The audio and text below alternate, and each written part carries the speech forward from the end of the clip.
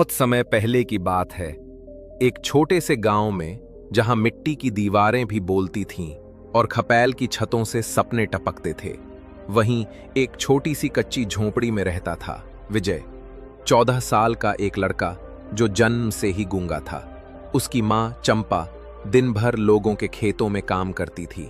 पिता बिरजू पहले हल चलाया करते थे, लेकिन अब बूढ़े हो चुके थे।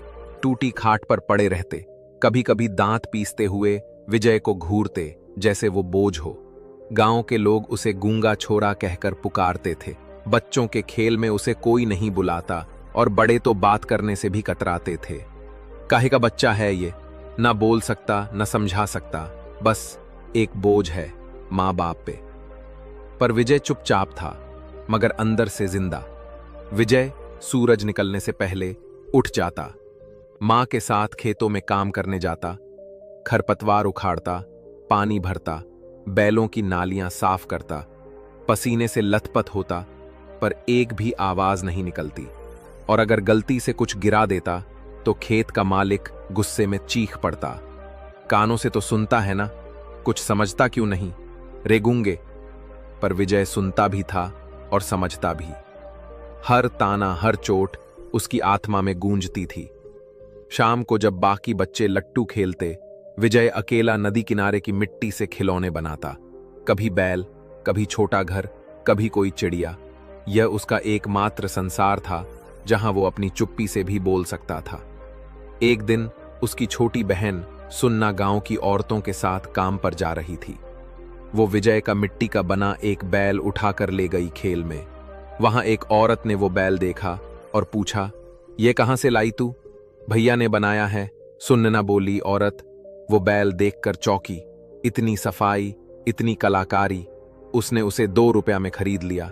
सुन्ना ने वो सिक्के विजय की हथेली पर रखे और विजय की आंखों में कुछ भीगे से चमक उठे। वो कुछ कह नहीं पाया, पर वो समझ गया था उसकी चुप्पी में भी एक पहचान बन सकती है।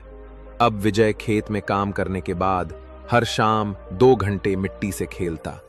पहले वो बस अपने लिए बनाता था, अब वो सोचने लगा, और लोगों को पसंद आए तो वो एक छोटी सी लकड़ी की टोकरी में खिलौने भरकर मां को दिखाता। मां मुस्कुराती कहती, बोल तो नहीं पाता बेटा, लेकिन तू कारीगिरी में भगवान है। गांव में 3 से 4 लोगों ने फिर उसके खिलौने खरीद लिए और पहली बार किसी गूंगे को पैसे देकर इज्जत दी गई थी।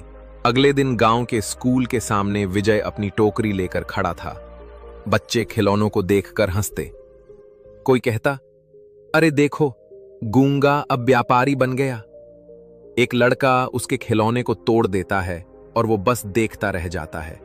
कोई शिकायत नहीं, कोई रोना नहीं, बस आंखें नम हो जाती हैं, पर वो रुकता नहीं। उसी शाम वो फिर जाकर नदी किनारे बैठता है। इस बार मिट्टी उठाने के साथ साथ एक छोटा सा सपना भी उठाता है। अब हर सुबह पहले जैसी ही होती थी, मां के साथ खेत पर काम, दोपहर को जानवरों की देखभाल और फिर शाम होते ही नदी किनारे जाकर मिट्टी इकट्ठा करना।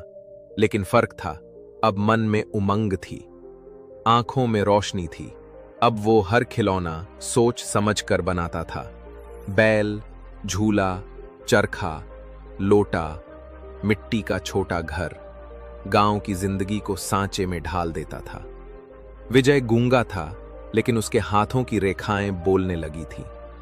गांव से 15 किमी दूर हर साल एक बड़ा मेला लगता था। वहां खाने पीने के साथ साथ गांवों के हुनर को भी जगह मिलती थी। एक दिन गांव के हरीलाल काका ने विजय की मां से कहा, चंपा, तेरे लड़के के बनाए खिलौने देखे मैंने, एक ठेला लगवा दूं मेले में। मां की आंखों में चिंता थी, काका गूंगा है, अकेले कैसे जाएगा? हरीलाल बोले, बोल नहीं सकता, लेकिन बेच जरूर सकता है। ये हुनर है चंपा, इसे मत रोको। 3 दिन बाद गांव के 2 और नौजवानों के साथ विजय को एक कोने में मीला स्थल पर जगह मिल गई। उसकी बांस की टोकरी में 40 खिलौने थे, सब खुद के बनाए हुए। पहला दिन कोई नहीं रुका। लोग आए, देखा, मुस्कुराए और आगे बढ़ गए। दूसरा दिन एक बूढ़ी औरत आई, मिट्टी का चरखा उठाया और पूछा, कितने का है? विजय ने उंगली से 5 दिखाया। औरत ने पैसे दिए और कहा, बोलता नहीं है, पर जो बना रखा है वो बहुत कुछ कह रहा है बेटा।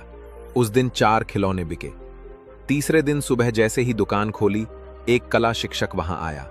उसने एक बैल का जोड़ा देखा, गौर से निहारा और कहा, तुमने बनाया ये? विजय ने सिर हिलाया। शिक्षक ने तुरंत 10 खिलौने खरीदे और पूछा, और बनाओगे तो स्कूल के बच्चों को सिखा सकोगे? विजय फिर चुप रहा, लेकिन उसकी आंखों ने हां कह दिया। 3 दिनों में विजय ने कुल 23 खिलौने बेचे। जिन खिलौनों को गांव में देखकर लोग हंसते थे, वही अब लोगों के घर की शोभा बन रहे थे। हरिलाल काका ने मेला खत्म होते वक्त पीठ थपथपाई और बोले, अब तेरी आवाज नहीं, तेरा नाम गूंजेगा बेटा। विजय ने कमाए थे 115 रुपए। उसने मां के हाथ में सारे पैसे रख दिए। मां की आंखें भर आईं। वो बोली, आज पहली बार किसी ने तेरे लिए यह कहा कि तू कुछ कर सकता है। पर विजय की आंखें बता रही थी, मां, यह तो सिर्फ शुरुआत है। विजय अब रोज नए डिजाइन के खिलौने बनाने लगा।